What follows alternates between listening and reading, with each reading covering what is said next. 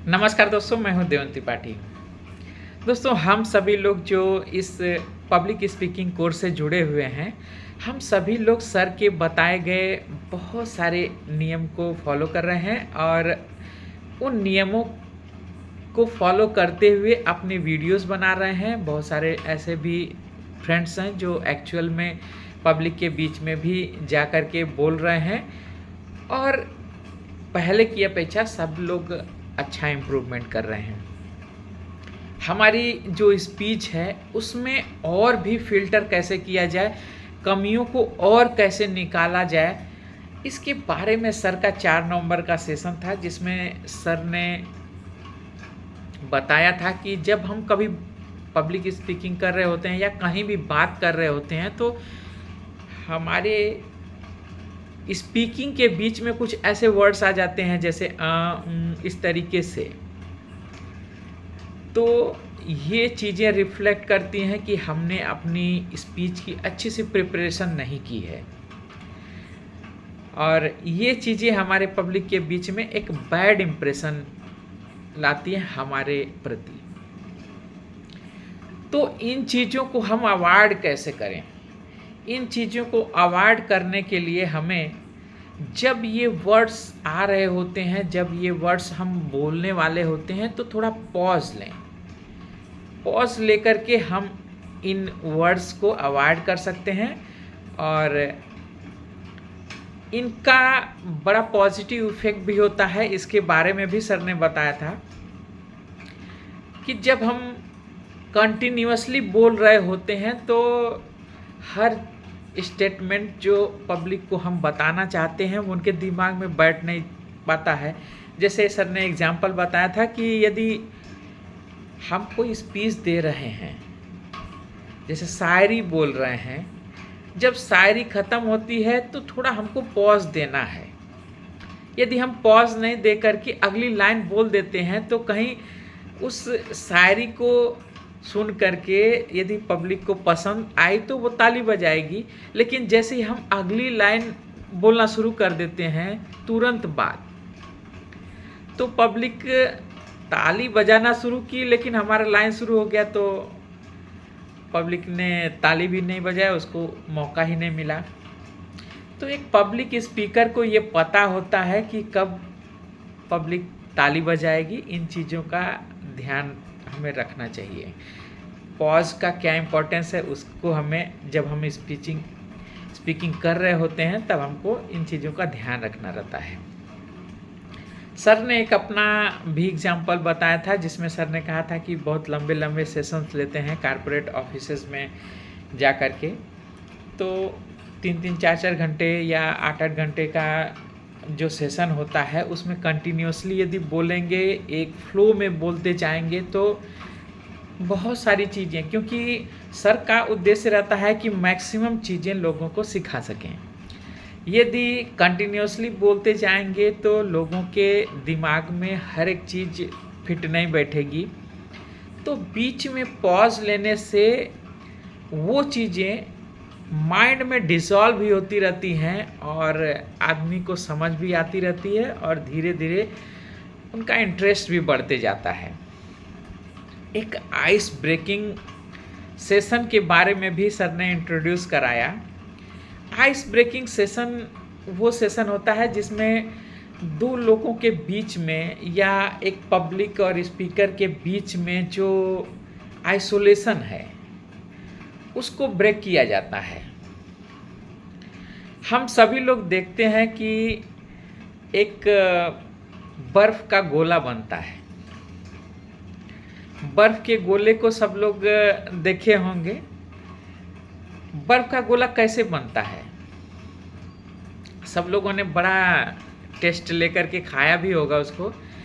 यदि पूरी जो जमी हुई बर्फ़ होती है, यदि उस बर्फ़ पे कलर डाल दिया जाए तो वो कलर साइड में गिर जाएगा और कलर उसमें फिल नहीं होगा। लेकिन आप लोग देखे होंगे कि जो बर्फ़ का गोला बना करके देता है उसमें अलग अलग कलर की अलग अलग लेयर्स होती हैं। वो तभी बन पाती हैं जब उसको बर्फ़ का बुरादा बना दिया जाता है, अर्थात आइस ब्रेकिंग इसी को कहते हैं कि आइस ब्रेक कर दी जाती है। फिर उसमें कलर अलग अलग, जहाँ आप जैसे चाहते हैं वहाँ पर वैसे कलर आप उसमें फिल कर सकते हैं। तो जब स्पीकर और ऑडियंस के बीच में आइस ब्रेक हो जाती है, तो उसके बाद में जब स्पीकर जो चाहता है, जिस तरीके के कम्युनिकेशन वो करना चाहता है, वो पब्लिक के माइंड में फिट होती जाती है। सर ने कारपोरेट कम्युनिकेशन से रिलेटेड दो नियम बताए, एक नियम पीपीटी और एक नियम केएबी। पीपीटी जिसमें प्रॉमिस, प्रूफ इट और टोन ऑफ वॉइस, और केएबी नॉलेज, एटीट्यूड और बिहेवियर। पीपीटी, जैसे पीपीटी के बारे में सर ने जब एक्सप्लेन किया, तो जो हम कहीं भी बातें करते हैं तो वो जब ये चीज़ें पैसे से रिलेट हो जाती हैं तो हम बेकार की बातें नहीं कर सकते हैं। कोई आदमी यदि हम उससे मजाक कर रहे हैं लेकिन उसको कुछ लेना है और उसको पैसे देना है, तो वो मजाक को कभी एक्सेप्ट नहीं करेगा। हमारी बातों में यदि प्रॉमिस है, जैसे आप किसी को कागज़ देते हैं तो वो कागज़ का इम्पोर्टेंस क्या है, यदि उसमें प्रॉमिस है तभी वो एक्सेप्ट होता है। जैसे जब आप किसी को पैसों या रुपए देते हैं तो उस पर गवर्नर के साइन रहते हैं और लिखा रहता है कि मैं धारक को जितने भी रुपए की नोट है उतने रुपए अदा करने का वचन देता हूँ। यदि ऐसे स्टेटमेंट नहीं लिखे हैं और कोई सादा पेज है तो आपको उतनी ही वैल्यू नहीं मिलेगी। यदि आपकी प्रॉमिस है तभी आपको, और आपको प्रॉमिस को प्रूव भी करना है। और जब भी आप बात कर रहे हैं तो आपकी वॉइस की टोन भी बहुत इम्पोर्टेंस रखती है। केएबी नॉलेज, एटीट्यूड और बिहेवियर।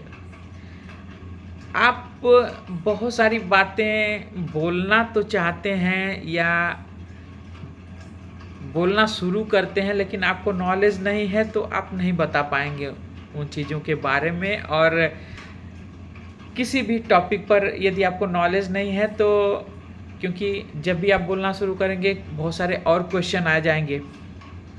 आपने 4 लाइनें याद की हैं, वो 4 लाइनें तो आपने बोल दिए, लेकिन जब आपको क्रॉस क्वेश्चन किया गया तो आपको क्योंकि नॉलेज नहीं है तो आप नहीं बता पाएंगे। एटीट्यूड, आपका एटीट्यूड भी बहुत पॉजिटिव रहना चाहिए। आपकी स्पीच में आपका एटीट्यूड भी बहुत इम्पोर्टेंस रोल अदा करता है। इसके बाद बिहेवियर, जो व्यापार में आपके प्रति आपका जो व्यवहार है वो आपका व्यवहार भी रिफ्लेक्ट होना चाहिए। आप बातें कर रहे हैं कि टाइम पर आना चाहिए और आप खुद ही टाइम पर नहीं हैं, और इसी तरीके से बहुत सारी और बातें कर रहे हैं, बहुत जोशीले भाषण दे रहे हैं लेकिन आप में खुद ही जोश नहीं है। तो ये सब चीज़ें क्योंकि आपके खुद के बिहेवियर में वो चीज़ें नहीं हैं। जैसे एक मेरे फ्रेंड ने ट्रेनिंग अटेंड की थी तो वहाँ पर टाइम की इतनी पंक्चुअलिटी थी कि यदि 1 मिनट भी यदि लेट आते थे तो उसके लिए सॉरी बोलते थे कि आज मैं 1 मिनट लेट हो गया, आज मैं 2 मिनट लेट हो गया। जबकि बहुत सारे लोग आधे घंटे या 15 मिनट भी लेट हो जाएं तो उन्हें इसका कोई गम नहीं होता है। लेकिन यदि वो टाइम के बारे में बताना चाहते हैं, टाइम की इम्पोर्टेंस बता रहे हैं और खुद टाइम के इम्पोर्टेंस या दूसरों के टाइम का रिस्पेक्ट नहीं कर रहे हैं, तो उनकी बातों को कौन इम्पोर्टेंस देगा।